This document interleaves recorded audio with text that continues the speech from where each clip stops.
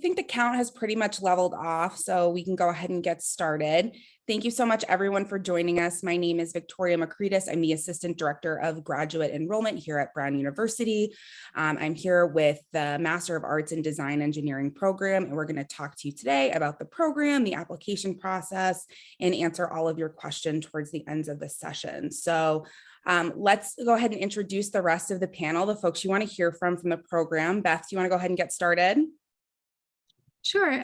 Just a note before we get started, we are recording this session. So if we go too quickly in some area or you want to come back to it, we will make it available. And if you know somebody who wanted to make this session this morning and they couldn't, just know that that can be made available to them. So the panelists, so I'll just quickly, I'll introduce myself and maybe we can go around. My name is Beth Altringer-Eagle. I'm the Mead Executive Director, and I'm a School of Engineering professor of practice at Brown, and I specialize in design engineering. My background was originally in architecture, and then I did my PhD in behavioral science applied to product design. And I am today a cross-trained sort of design engineer. And I'm lucky enough to work with a wonderful group of people in the MAID program. Chris, do you want to take it from here? Sure. Good morning. Glad you're here. I'm Chris Bull. I'm academic co-director with Keeper Nichols, and Keeper couldn't be here today, but we'll try to embody him in some ways so you get a sense of who he is as well. I'm the director of the Brown Design Workshop, so the making part of the program is where I share things, and I've been an engineer for a long time and bring that experience to the program as well. Jenica? Hi, everyone. My name is Jenica Davies, and I am a professor at the Rhode Island School of Design, primarily working out of the industrial design program. I also have a background in architecture like Beth, and studied also jewelry and metalsmithing. So I have a sort of a mixed background, a making background, and primarily teach courses in sort of product design, and making oriented courses in general. I also do a lot of work in shops and love the BDW, where Chris spends a lot of his time. And I'll tell you a little bit more about that in a little while. Awesome. Right. Thanks so much. I dropped a note in the chat about the recording. I just wanted to also let folks know that we're going to be collecting questions via the Q&A at the bottom. I forgot to mention that in the housekeeping. Tori, will you please introduce yourself? Sure. Hi, everyone. My name is Tori Riccitelli, and I'm the program coordinator here for the MAID program. Certainly after this, if you need the recording, you can reach out to me. I can put my email in the chat as well, and we'll be sure to get it to you. Great. So our agenda for today is really about you and answering your questions, letting you know more about the program. We'll start with some program highlights and then move on to the curriculum and some student profiles of past students, and then the application process and financial aid.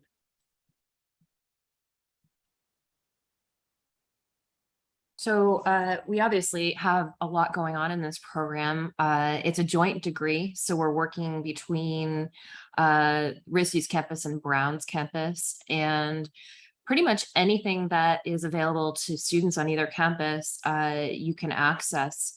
And I think one of the amazing things about this program is that there are a variety of shops, a variety of places on both campuses that help to facilitate what you want to learn, what you want to be bringing to the program.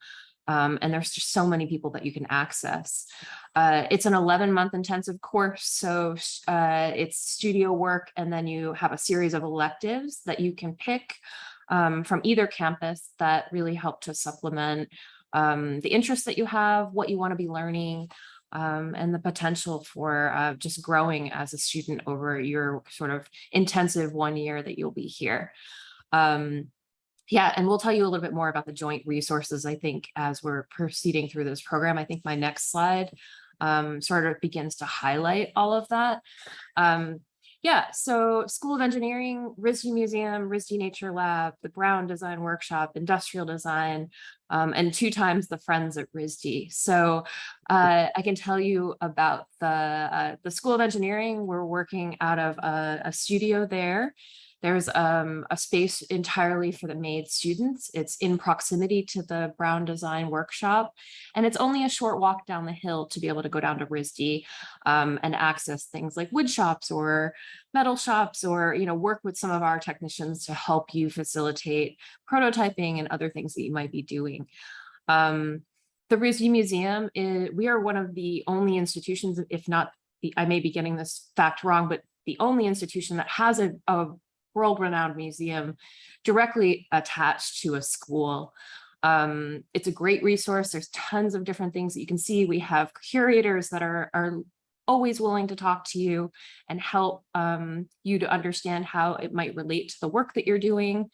And then there's the RISD Nature Lab, where I actually spend a lot of time currently working with my students. So this is sort of our own little cabinet of curiosity on campus. Also really, really well known. And I highly recommend you take a look at the website to the Nature Lab and look at the different things that are happening there. There are wonderful opportunities for microscopic research, photography, a lot of biodesign, bioresins, biomaterials that are happening in that space. Our industrial design building houses 3 different workshops: a model shop, a metal shop, a wood shop. And I have students that are in the MAID program that are taking a graduate shop course. So they're getting introduced to all of those different things. And then the other thing that we really want to highlight is just the opportunity to meet people and understand how artists are working, how designers are working, and then the broad range of people that are on the Brown campus, from medical students to engineering and all of those things in between. So that's just a quick little highlight of a lot of the things that are happening on these campuses. So we're happy to tell you more and answer any questions that you have. Thanks, Jenica. So I'll speak for a moment to some of the values in our program. So our program, I mean, you've heard a lot about making, both from the design side and from the engineering side. But also very central to our program is collaboration and the skills required to cross disciplines effectively. So this slide shares, we focus on designing with passion, humility, quality, and humanity. And we see sort of 4 areas of that. So one is design and technology collaboration, pretty loosely defined, and learning to leverage all of the intelligences in the room rather than try to replicate all of them in your own mind. Design research is a central pillar of what we do. We aim to model and teach becoming the best listeners for the purpose of this kind of work. Sensory design, broadly speaking, tends to be from the predominantly visual sense, but it's about how we perceive, communicate, behave, and reflect in the world. And design implementation, of course, if we don't get across the finish line, we don't get to really have a conversation with audiences with the things that we're building. So, our program is very much about going from the initial idea all the way through implementation, which, by the way, Jenica teaches the implementation course with our colleague Mike Donahue, who's not here today.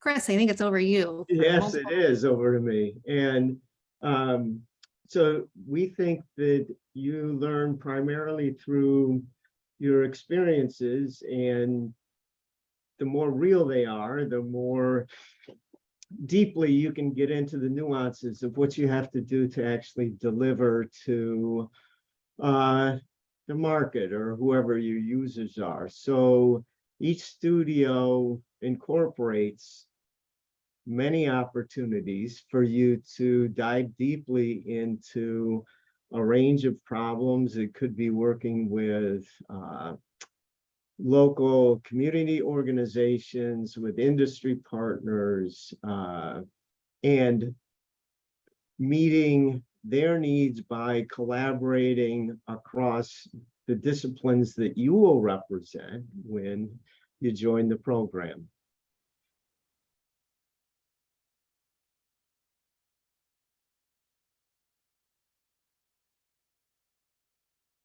So to give you a sense of what the program encompasses, we start at the beginning of July with a studio that runs until the end of August, which serves a lot of purposes. One is to get you situated in both campuses so that you can start to take advantage of the resources that we've talked about. Another piece is to get you to know the other students who join you in the cohort and the faculty who teach in the program. Because it's a relatively short program, it's really important that you get acclimatized quickly and that you develop a trajectory through the program that will meet your goals and meet the goals that we have for the program. So we jump in the summer with the Make and Measure Studio, which focuses on short workshops where faculty come in and introduce tools that they use in their design practice, and you get an opportunity to actually work with them. In the fall, you start taking electives. So 2 electives, and as we've said, they can be either from the Brown or RISD catalog, and they're an opportunity for you to develop new skills, to dig more deeply into bodies of knowledge that interest you. And the fall studio, again, with more project-based opportunities, frequent feedback from faculty on your work, and opportunities to develop your portfolio, because I think most of you will be interested in finding a job when you finish. And I think that's one of the things that we should mention, is that we're here to support practitioners. And so the way we think about it is your next step after finishing the program is to go out into the world and practice design engineering. In the winters, we have another studio.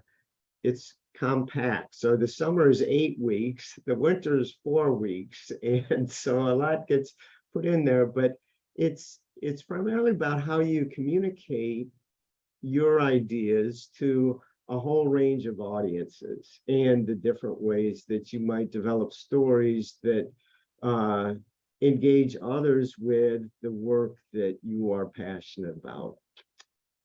We've mentioned implementation being important, so actually getting things out into the world and being able to evaluate their effectiveness and how well you close the loop on a particular project. And I think, even I'm challenged with saying I'm done with whatever project I'm working on.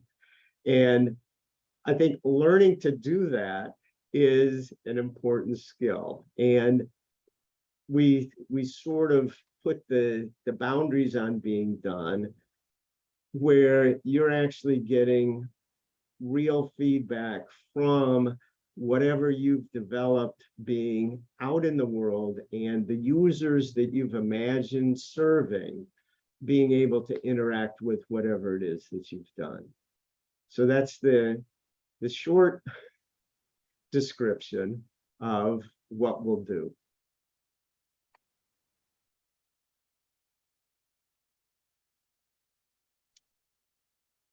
So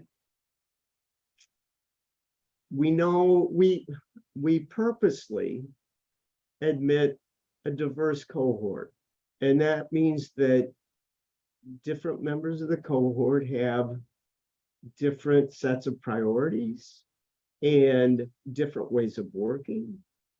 And we have the challenge of building collaborative teams that can bring their passions together and work on a whole range of projects. So the skills that we work on developing are here for you to read, designing with the community, and that falls into participatory design and human-centered design. Being able to embody your knowledge of design and engineering fundamentals into your decision-making process. Actually, again, implementing things in the world, problem finding, high fidelity. So this is another communication skill where we want to present to whoever we're doing research with, whoever we're designing with, prototypes that have high enough fidelity so that they can interact without distraction with the ideas that you're working on. Again, practitioners designing for production so that there are fewer obstacles to actually implementing what you've developed. And testing, of course, we've mentioned that being able to actually validate that you're meeting the goals that you've set. And all of these are part of the professional practice that we envision you doing after you finish the program. Great. So going from there, just getting a little specific about the courses that our students have taken in the past so far. So this slide, I'm not going to read all of these, but I will introduce you to the kind of groupings, and then you can read either here or through the recording the details. So these are all specific courses that some of our students have taken in the past, and what we see are a few trends so far. I mean, the program is only, we're only in our second cohort, so it's still a very young program. But the trends that we're seeing so far is that our students are using this program as an opportunity to either deepen their existing technical experience by taking engineering courses or data science courses. Alternatively, they might be deepening their design expertise based on where they came from. We also see students bridging. So a student who's from an engineering background taking many design courses. And then we also see several of our students deepening their subject matter expertise through the electives. So all of these are electives courses, as Chris was saying before. The 4 MAID studios are required courses. So I see some questions in the chat about required courses versus electives. Just to clarify, the MAID Studio 4 courses that we just spoke about, those are required. And then electives are really open. You can choose from either university, but this slide gives you some guidance in terms of what our students have chosen in the past. But of course, your trajectory is very flexible and up to you. And we have a number of advisors who can help you in mapping that specific journey. So we go to the next slide and discuss faculty and advisors. Yeah, so one of the really amazing things I think that maybe differentiates us a little bit from the MID program, and MID is the Masters of Industrial Design program, which often students have questions about, is that I think you get an opportunity to work with a slightly more diverse group of faculty. And I say that in that you have faculty that are coming from the School of Engineering, and you have faculty that are just general faculty from the Brown campus, and then sort of the breadth of faculty from the Rhode Island School of Design.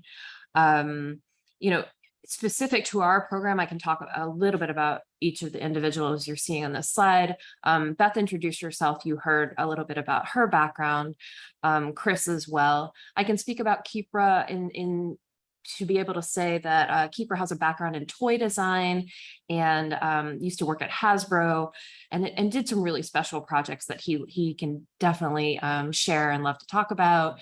Andy is one of our industrial design professors at RISG and does courses in robotics and design thinking and teaming and aspects of sort of, I would say, IDEO inspired design thinking. Hal is full-time. She also works in, sorry, I'm blanking, the IBM program. So she's working in Texas and co-teaches the fall class currently with Andy. And also has a background in design thinking and brings this incredible breadth of philosophies and teaming ideas and different ways of working in teams, which I think is something we very much emphasize within this program. Mike Donahue is an engineering professor at Brown, and he and I have been co-teaching the spring course together. So sort of what we would call the final project studio, where we're able to sort of bring a bigger project into the work that you do for the end of the term and the culmination of the program. Mike has a background, he's worked at Ziploc, he's done a lot of sort of project manager, design engineering type work. Tori is on the slide and she is our like guru, our coordinator. She lets everybody sort of keep things going within the program. But there's so many other people that I think you would get to talk to, work with, and you know, one of the great things about both of these campuses is you can just reach out to people and say, hey, I'm thinking about neuroscience. Can I talk to you? And these professors will be really happy to have conversations with you and help collaborate on your projects. So I think the faculty team, if you want to call it a team or a mentorship, is such a wonderful resource within the program. Let's see. Beth, I think it's your slide, right? Oh, I'm just adding to that.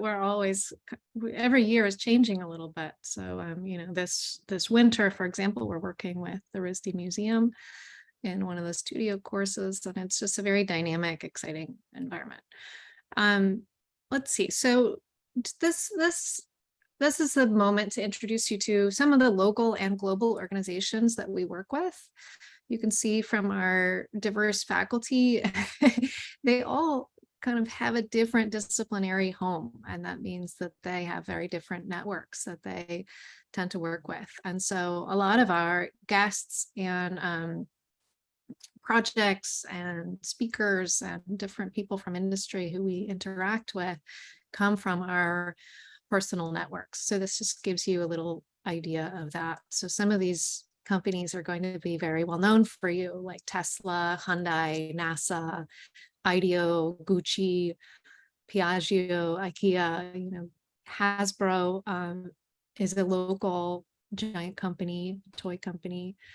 And you can look through this a little bit on your own. And then we think it's important to interact and design with the local community. So on the left side of this, you see some of the local organizations that we've worked with: the Providence Public Library, the City of Providence, Rhode Island Latino Arts, the Providence Children's Museum, the Center for Human Rights and Humanitarian Studies, Groundwork Rhode Island, and many that are not listed here. But it gives you a sense of, you know, the breadth of people that we like to introduce our students to. I'm going to go to the next slide, and that is to introduce you to our current cohort. So I think Chris was mentioning this before. We admit purposely a very diverse group of students, and so we prioritize diversity of thought and background. So our current cohort comes from backgrounds in either design or engineering, pretty broadly speaking, and their average age is 25 years old. The gender ratio is about 60-40. 55% are international, and they're coming from 5 countries. And that changes a little bit every year, and we're excited to see what that'll look like in the coming cohort. Someone in the chat had asked briefly about about jobs that our students have gotten, and I'll cover that. Well, let me just cover that actually right now. So our students they come in from a range of backgrounds, and they go out into a range of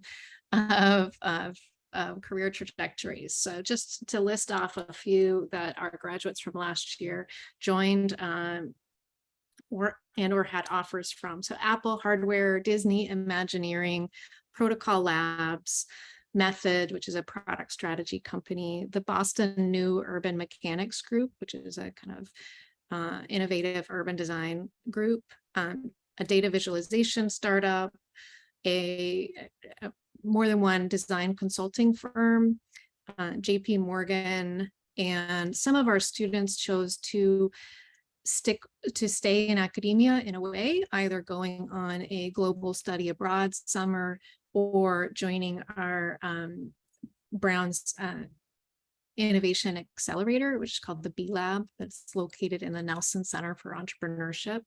And that's an opportunity to basically just focus on building a startup the summer after MADE. So you see a lot of different choices that happen, but luckily all of our students are doing well at the point that they graduate the program. So we're really proud of that.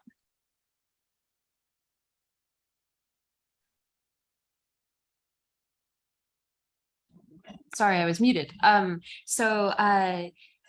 Our program is essentially, sorry, I'm losing my train of thought. Emphasize. So the work that the students are doing in the program are, and then where they're coming from, are bringing in, experience from Walt Disney Imagineering, Warner Brothers. Some of these students, have worked multiple jobs prior to coming into the MADE program, and certainly bring a breadth of information range of experience that I think further adds to sort of the collaborative atmosphere that we encourage. They bring work experience to the table in such a way that design projects that couldn't have been answered in the same way wouldn't have happened. So I think thinking a lot about where you're coming from and what you want to bring into the group could be a really interesting way to bring some perspective to how you're applying for this program and the interests that you have within it. Yeah. I think I'm on the next slide as well, or yes. So maybe we can talk a little bit about the student aspirations and the different fields that they end up working in. We have obviously only 1 year. This is our second year of the program. So we have 1 year of graduates who have, left and gone on to do different things. They're doing UI, UX, they're doing product design, and working for startups that are sort of speculative, aren't quite sure, exactly where they're going yet. But our students are well prepared to sort of navigate that field and that sort of uncertainty and excitement that happens in many of the startup type companies. Emerging fields, I think, is where that sort of lives. And then in behavioral design, product management. I also think, healthcare is certainly a big topic that many of our students will probably end up working in. We'll know more as we have a few more years under our belt as to like exact specific places that people will be living. Yeah, so lots of potential, lots of variety within the program for sure. Awesome. Thanks so much, everyone, for that great perspective on the program and the curriculum. I want to talk a little bit about the application process. Of course, there are the mechanics of the application process, and then the folks who actually review the applications, who we are fortunate enough to have here with us. So let's get started. The deadline for the program, January 17th. So if you're looking to apply for the upcoming cohort, that upcoming cohort will start this summer. That's an important note. It's a summer start program. So apply by January 17th for this summer, and then you can see listed on the right-hand side of the screen all of the application requirements. This is a very screenshotable slide, so if you want to stay organized, screenshot this. This is a good, comprehensive, and high-level overview of the requirements to apply for the program. Some of these requirements won't apply to everybody necessarily, but we'll get into that a little bit on an upcoming slide. So your transcript, let's talk about what transcript to submit. You can submit an unofficial transcript as a part of your application. However, you will need to submit an official transcript before you actually matriculate into the university. So while that unofficial transcript can be a good placeholder for review, we're going to need you to submit that official transcript by the time you actually start classes. If you are a student who has attended an institution outside of the United States for your degree, then we'll also need you to complete a credential evaluation. That credential evaluation is an external company education source who can go through your credentials and say this course is this US equivalency. So we take those from ECE, Spantran, and WES. So if you are a student who has a degree from outside of the United States, we'll need that credential evaluation with your official transcript. And we'll need transcripts from all of your post-secondary experiences. The TOEFL and IELTS are English language proficiency tests. So we require English language proficiency exams for anybody who does not speak English as their native language.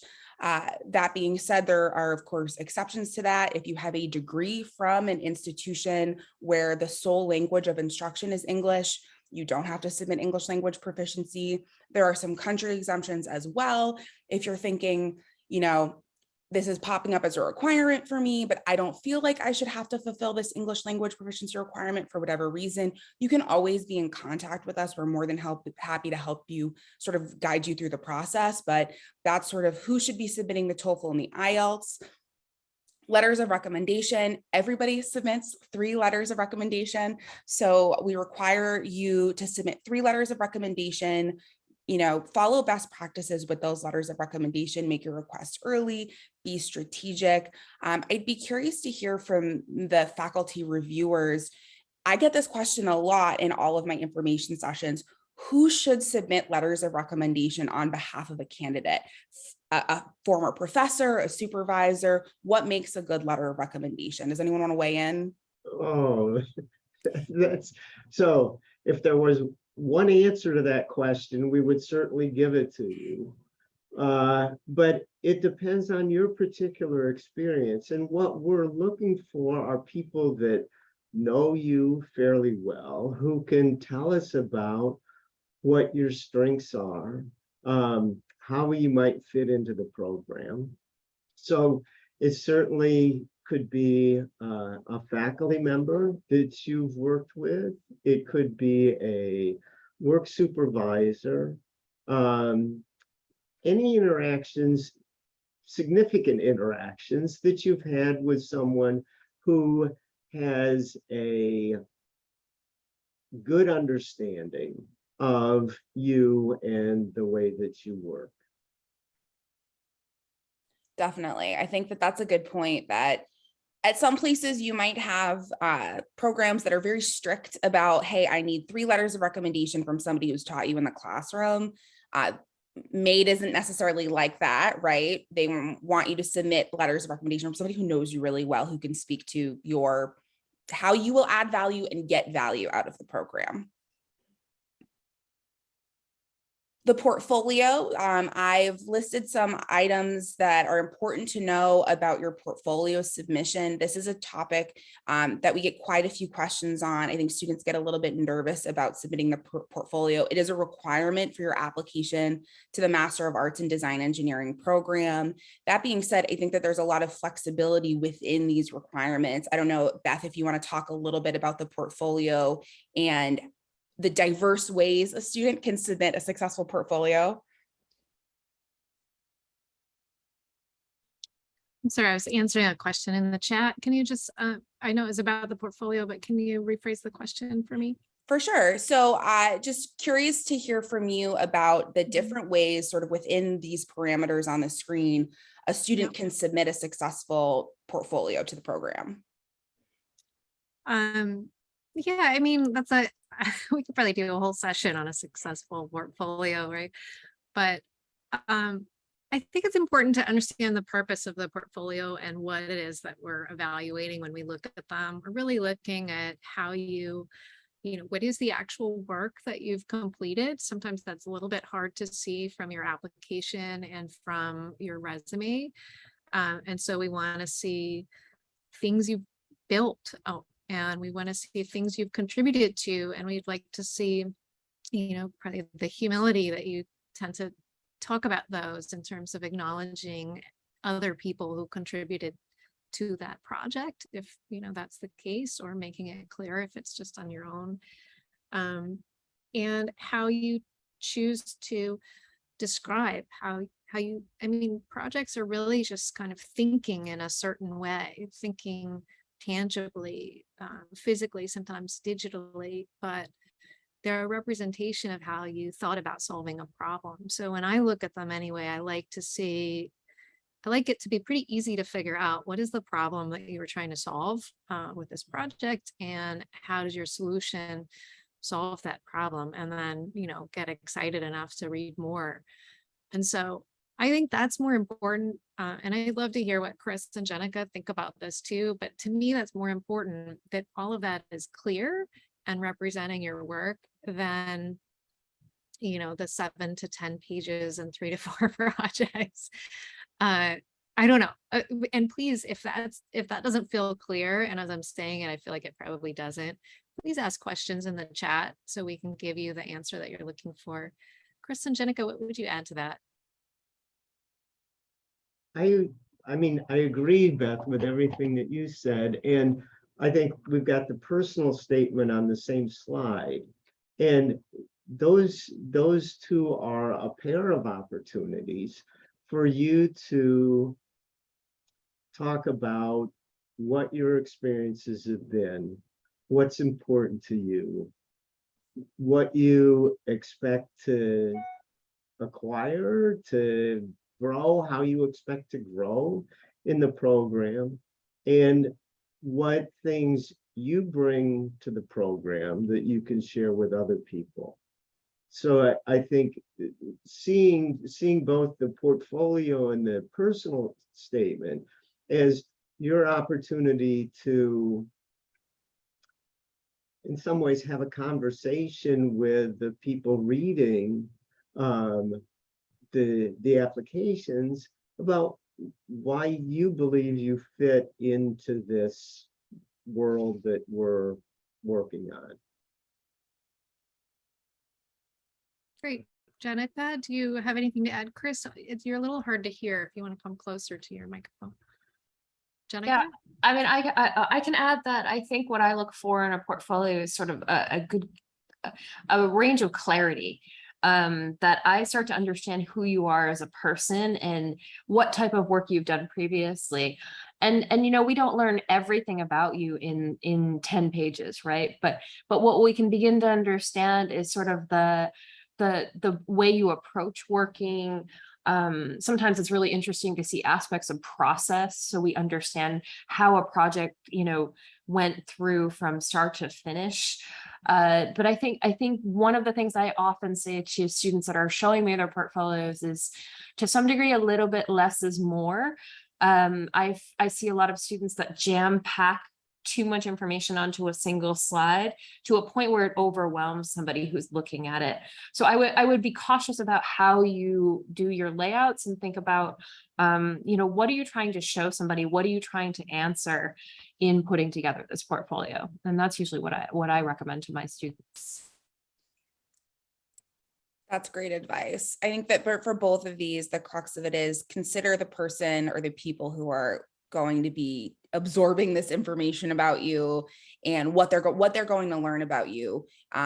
For a personal statement, especially putting your best foot forward in terms of your communication style. So proofreading, reviewing, editing, having other folks look at it with a fresh set of eyes, I think is really important. For the personal statement, which is also a requirement for the application, you can see that there's 4 short answer questions for you to answer. So make sure that you're answering the question. I think that gets lost a lot in personal statements when there is an actual question and it's not just sort of like, tell us about yourself. Make sure you're answering the questions, because these questions have been carefully thought of to try to get at something that's important to the program to know about you. So that's what we have for today. Thank you so much for joining us. I want to hand things back over to Beth and Chris and Jenica to talk some more, but thanks so much. Yay. Well, we have some time to answer some questions. I know we've been actually, I feel pretty efficient here. We're really knocking these questions out in the chat. But now we have a moment where we could actually just hear from you live with some of your questions, if you have them. And we've got the MAID email address as well as the master's admission email address right on the screen. If you want to write these down again, we will be sending out, we'll email everybody with a rundown of what we did during this session. But if you have any questions for the program, about the curriculum, about your portfolio or anything like that, maid@brown.edu is a great place to start. If you have any questions about the nuts and bolts of the application process or need to be put in contact with the program for any reason, of course, you can email us at masters_admission@brown.edu. And then the program has been kind enough to drop some nice links to their social and their website on the side of the page. Again, we're going to be taking questions and answers from the Q&A function at the bottom toolbar. So it's just an easier way for us to organize the questions so none of them get lost. So I will stop talking and stop sharing my screen so that we can get to the questions. Well, there is a question in here that I think is for you, Victoria, that is about, are there any opportunities for financial aid? Do you want to cover that, or would you like us to cover that? So I can start, and then I think that it'll be valuable for you folks to weigh in as well. That's a really great and important question. So by and large, I can say sort of generally for master's students at Brown, master's students are self-funded. So there aren't a ton of opportunities for funding. However, programs specifically offer funding for students, either scholarships, need-based financial aid. It's very program dependent. Now, I want MAID to be able to weigh in on their own scholarship and financial aid process since it's specific to the program. But I could say that generally, it's going to be program by program, but generally the landscape for master's financial aid is that there isn't a lot of funding. Most of our students are self-funded. And if there is funding, it's program by program.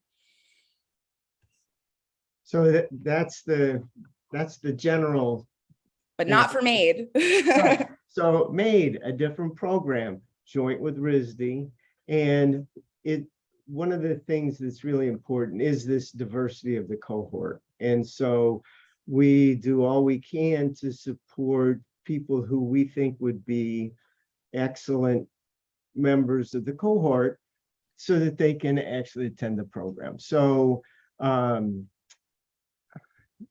let's see, so if you have need, you need to indicate that by filling out some forms that tell us about what your needs are, and then we do our best to support them. So the short answer is that we return approximately 25% of the tuition income to the cohort to support them in the program. So that goes back as either need or merit-based scholarships.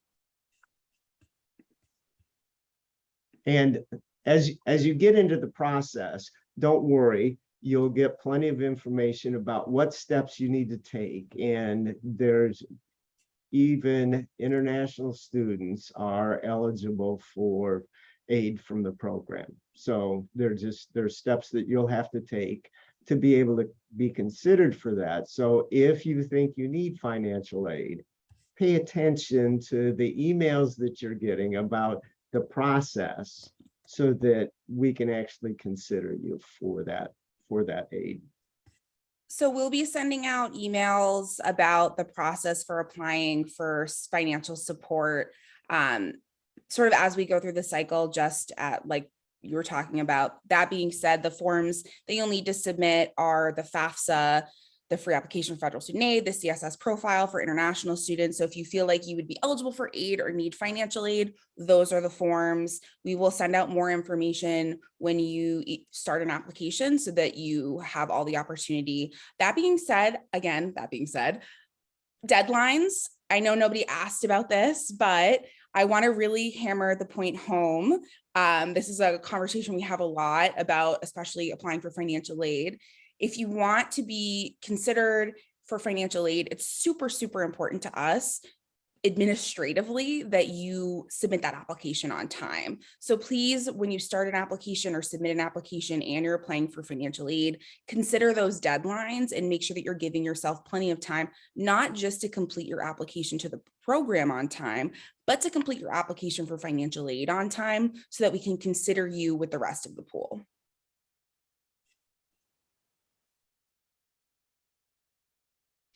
So there's a question on here about housing, which I think I can touch on for just a moment. Housing for master's students in general, Brown has a limited amount of housing for master's students. First year graduate students are prioritized in the housing process, and you can live in Brown affiliated housing for 2 years. We have Brown Auxiliary Housing, which are a series of apartments on College Hill that are owned by Brown. You rent by the room. The rental rates are much lower than they would be if you went to market for an apartment in Providence. Quite frankly, the rates are incredibly competitive, and they're Brown affiliated housing. So they're de facto very close to Brown, and because of where RISD is, very close to RISD.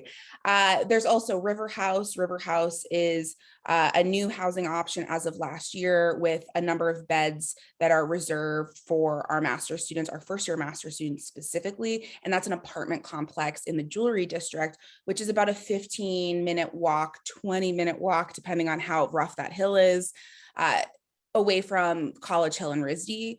That being said, there are buses that run all around campus. The Brown University shuttle, you get free ridership with your ID. And then there's also the RIPTA, the Rhode Island bus system that runs all the way through Rhode Island. So there are options for housing. They are limited, and you'll need to get on the waiting list when it opens, and it will open on April 17th. But we'll have more information about that as we go through the process. Yeah, and I want to just riff on what you're saying there. For anybody who has not been to these campuses yet on a campus visit, Brown and RISD are effectively adjacent. I mean, you can cross both campuses in 25 minutes on foot from many different angles. Like our students really kind of experience them as one campus, the MAID students. And so it's really, I think that's really important to be able to visualize for yourself that this is a pretty cohesive experience in terms of the geography. Definitely. I have to walk through RISD's campus to get to College Hill, right? Exactly. Yeah. Which is so great. I get coffee at RISD sometimes. It's really nice. Yeah, you often On a don't great even maintenance know fair in the fall. that you've crossed over. Other questions? Yeah, it looks like many of these are getting answered. So the deadlines, a lot of these administrative questions about financial aid deadlines and whatnot. I think the best resource for that is the, I don't know if we have it up here, but that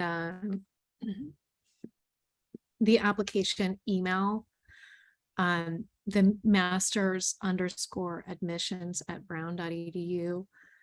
You can get in touch with any of us at any time, but these things that are kind of formal processes, you're probably going to be best served by the sort of formal application email.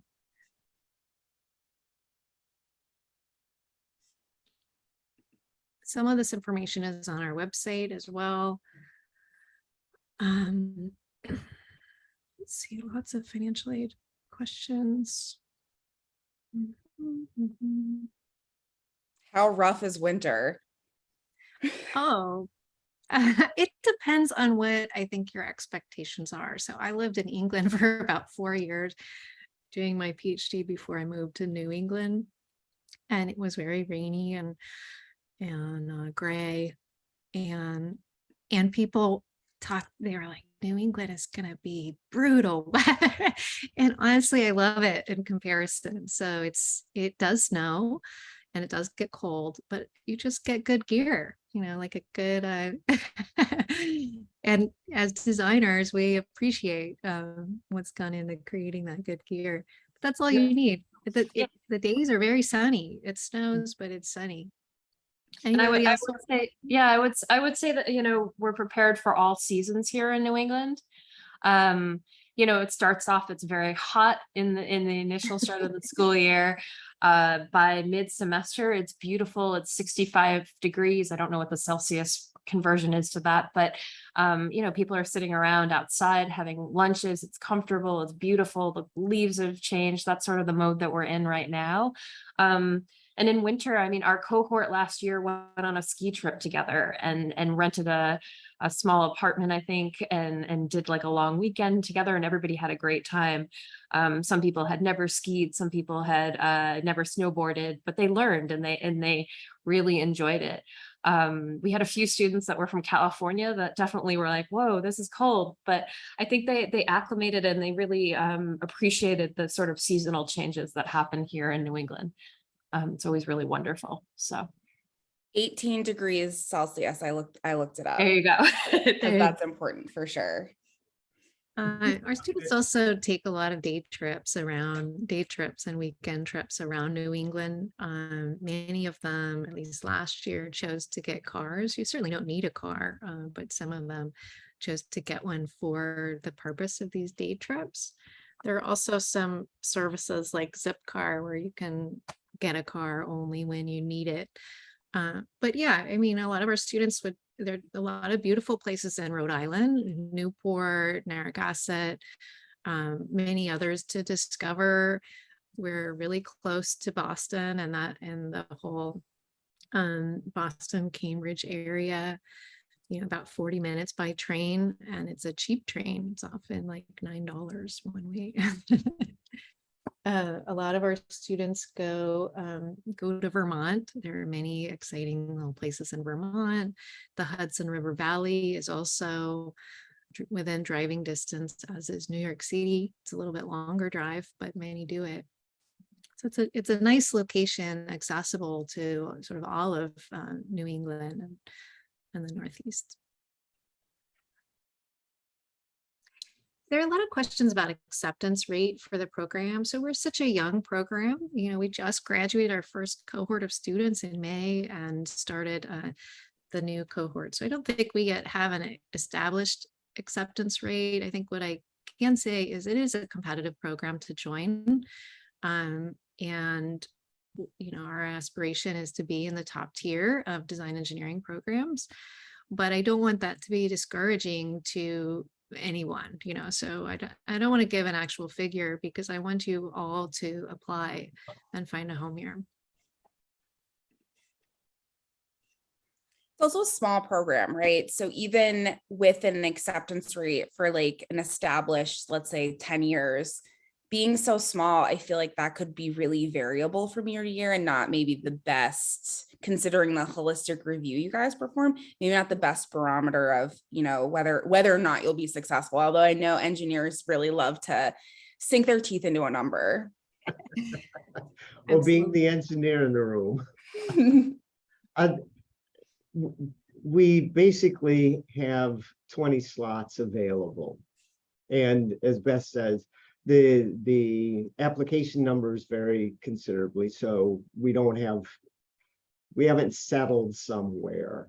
But it's a small program because it's studio based, and that limits the number of people that we feel like we can do a good job with.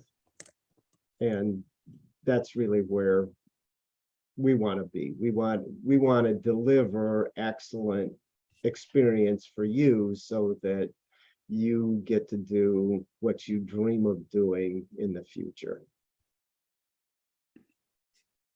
So there's a question here that I like in particular. I don't think we've covered. Another question came. I love that there's so many questions. I love it's very engaged. Thank you so much for being excited to talk to us. This question. But this question is about, it keeps going away, it's more questions about, given that it's a design engineering program, if you're a visual artist, how would you go about representing your portfolio that maybe you don't have technical expertise? Like, I think that you can talk about the technical expertise of your work and the mediums that you choose to use. So technology is not always like the brand new thing. It doesn't have to be, blockchain based art, but you are going to have both techniques and tools and materials that you can talk about your technical process. And so that, I think, would be one way to just show us that you can kind of think about your work in those terms and express it to someone else. And we have had visual artists join the program before, so you would not be the first. And at least anecdotally, they seem to thrive. So I think it's a really nice contribution to the diversity of the cohort. You've got a couple questions about other desired types of work experience for entering the program, and then maybe after the program where folks go. So I don't know if you want to touch on that a little bit. I think we spoke a little bit about where where students go. So that's in an earlier part of today's session. And then the question about work experience, I think we only shared what some of their experience was coming in for the cohort last year, and we didn't speak directly to how many years of work experience or anything like that. That is actually pretty variable. So we have some students come directly out of undergrad, and we have some students join after several years of work experience. Like I said, the average age is 25, right? Most people graduate undergrad maybe around 21 or 22. So that means that we have some people who are closer to 30 to get to that average. And I think, if I were to be applying to such a program, I think the best way to think about it is, your maturity to make the most out of this program. You can see that, collaboration is a central theme, and making the most of the many opportunities at Brown and RISD. Even just one of these universities would be a little bit overwhelming in terms of the opportunities that you're trying to make the most of in 1 year. And two of them is really, it can be challenging. It can feel overwhelming to make the most of that. And so, I think a good question to ask yourself is, do I feel like my experience so far, whether in school or in work or combined, has prepared me to make the most of this opportunity? So people are asking about visits, and yes, please. I mean, that's another way for you to get a sense of the program and the campuses. And so I think that can help inform the decision that you make. So get in touch with us and we can help facilitate that for you. Yeah, absolutely. And there's a question here, suggestions for education after MAID for people who are wanting to do that. It really depends on what your goal is. What is the terminal degree in your field? If a PhD is what you want to do, that makes the most sense for someone going on an academic track, or otherwise a track where the PhD is needed.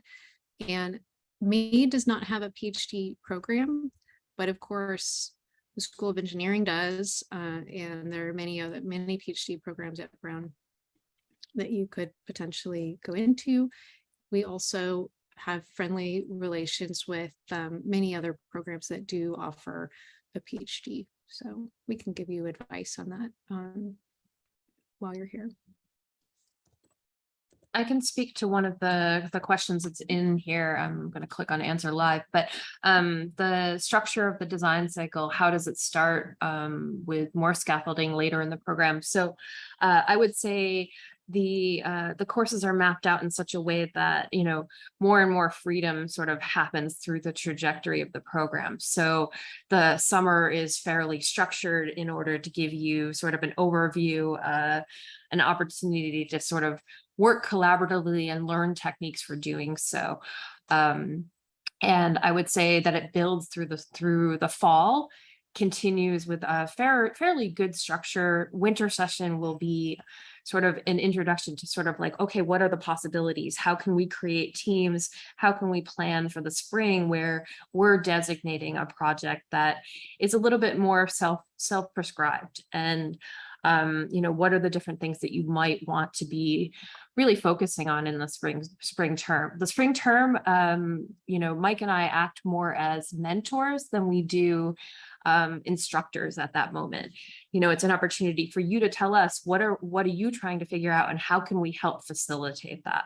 So it is sort of a trajectory that ebbs and flows through the year.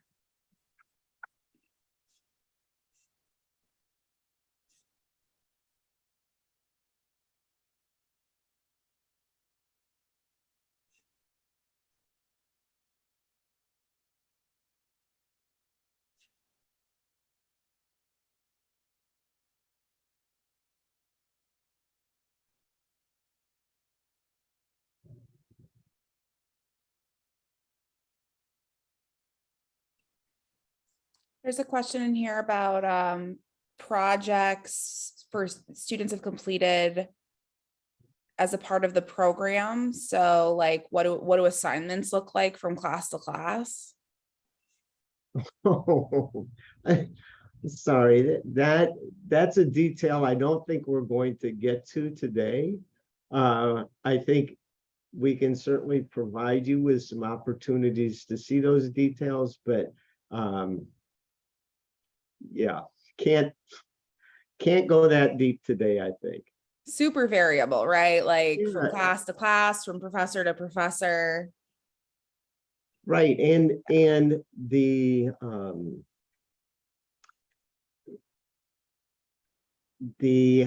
things that happen are not the same necessarily from year to year, so that we continue to adapt and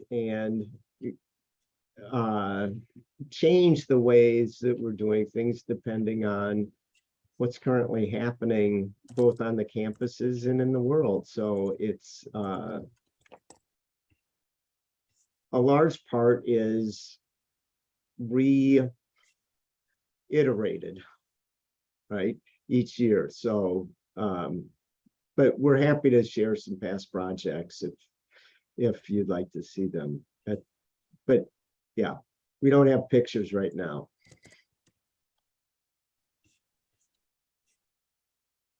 Are we, it feels like we're starting to run low on questions. Are there any of these that we haven't covered or don't It's have the- any? The recording, I believe, will be sent out with a link to it. Is that my understanding? Yep, Yeah. that's correct. And then I'll also Well, make sure that's that that. Tori has it to put on your website if y'all want. So there's a question about what characteristics MAID is looking for in a student. We've covered a bunch of those. I wonder if that person could give a more specific question, or if there's something that we haven't covered.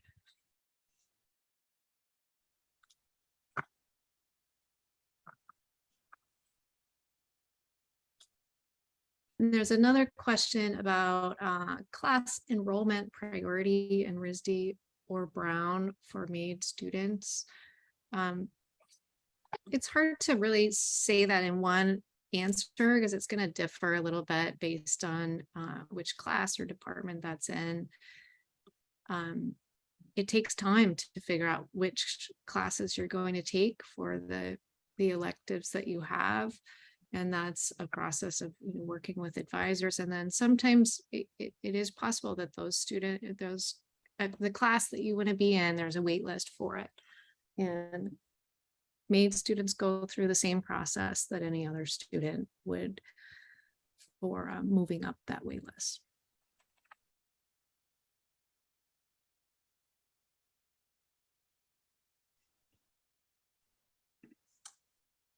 I think we've answered everything else.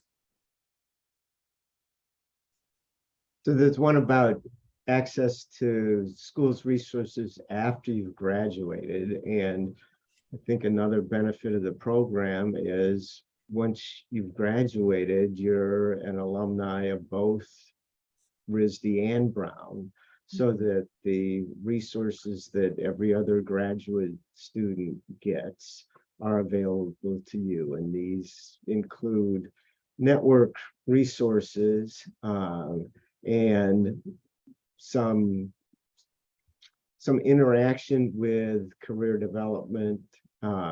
So yes, there are some, and I think more broadly, part of what you're doing in the program is developing your own network of people that we think you'll be interacting with throughout your career. So think of it as you become part of this much, much larger group that shares some common goals and some common ways of working. Yeah, and building on that, that's not just in your existing cohort, but our experience so far is that the cohorts connect very liberally with previous cohorts. They kind of just become one big group, and so I think we're also building a pretty exciting alumni network for the program. We do. So there's a I just question wanted about to say, sports. so there is. Oh, Oh, please. I'm so sorry, Beth. There is a link on our webpage that links to the RISD online grad show with the projects from last year for the students on this call if they wanted to check that out. Oh, I great. can put If it in there. if you could put it in the host and panelist thing, then I think Victoria can share it with everybody. The question about sports, clubs and sports, we do have we have a Kurt student who's a golfer. But other than that, I don't really know. I mean, I don't see why you wouldn't be able to participate in clubs and sports. There are a lot of for clubs, there's some identity-based clubs specifically for graduate students, but there are also clubs and activities that are open to the entire Brown student community, undergraduate and graduate. Part of the work that we do in the School of Professional Studies with master's students is to build community outside of the academic space. So our student affairs team does a lot of work putting on programming to have students, one, have fun, because it's important to have fun too. You do a lot of academic work. So they'll have events. They'll also have speakers come through. They'll do professional development. We have some professional development resources in-house. So cover letter writing, interviewing, how to negotiate your compensation package, et cetera, right? So there are a lot of resources within the School of Professional Studies that is widely available to master's students at Brown. But then also that sort of more social piece we also try to enhance outside of the academic space. I'm sure the program does a lot within the program, within the cohort, to build community, but also sort of a little bit wider from there. We want to make sure that you feel included in the wider Brown community and that we have fun events. But there is a graduate student association, and there's a master's representative within the graduate student association who's really in tune with the things that master's students need and want. And there are there's a lot of advocacy that happens within the graduate student association as well as activity.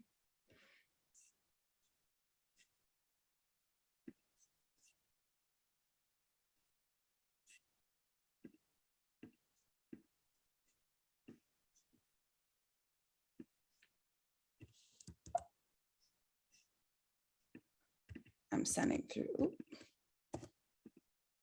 that link to the projects right now.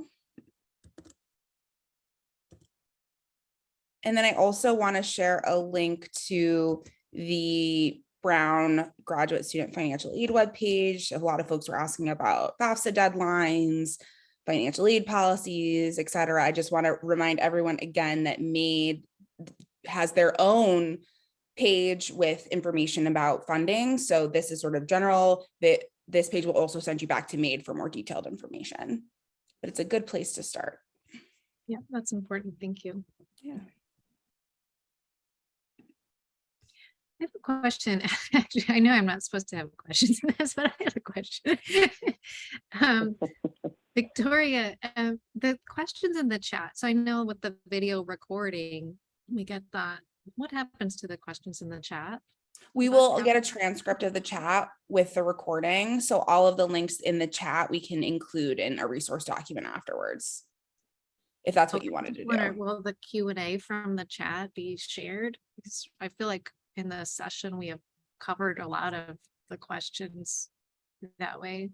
Yeah, the recording from the Q&A will be included, and we can break down the questions when in like a resource document for students. So like sort of an FAQ from the session. From the chat. Okay. Yeah, exactly. There's a question about part-time work. So this is the tricky one because this is related to what I said before about making sure that you can make the most of the program. So it's an investment to join a program like this, and then to work part-time at the same time is, in some ways really kind of holding back your ability to fully be present and making the most of the opportunities at each university. So it depends on how much, right? So many students will become a research assistant for a professor, maybe even a teaching assistant, and those jobs tend to be a sort of 10 to 15 hour a week job. Many of our students can manage that level of part-time work. If you're talking about more than that, then it begins to be a little harder to see how it would influence your experience. And because our program is so collaborative, that means it's also going to influence the experience of your teammates on your projects.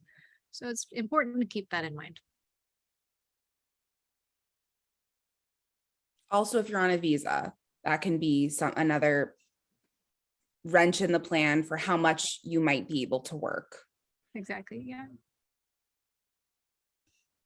Any other questions we have not covered? Go team. We plowed through a lot there.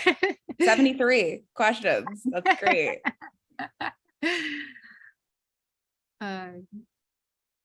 Anything else? No, I would just say we're here to help. We're happy to answer questions. Send us an email.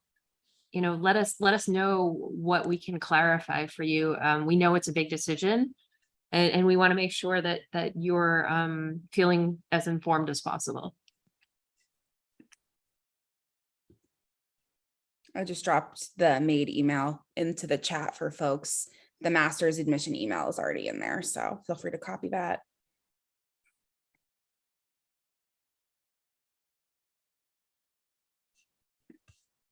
Okay. I will take that Q&A silence as us having answered everybody's questions. Great. Before we go, I'd just like to thank everybody, all of the panelists and participants who showed up for the session today. I just want to thank you for being here and engaging, giving us an opportunity to tell you more about the program, answer your questions, and please be in touch as you have more of them. Awesome. Thanks, everybody. Have a great rest of your day. Thanks, Take care. everybody. Bye. Bye, everyone.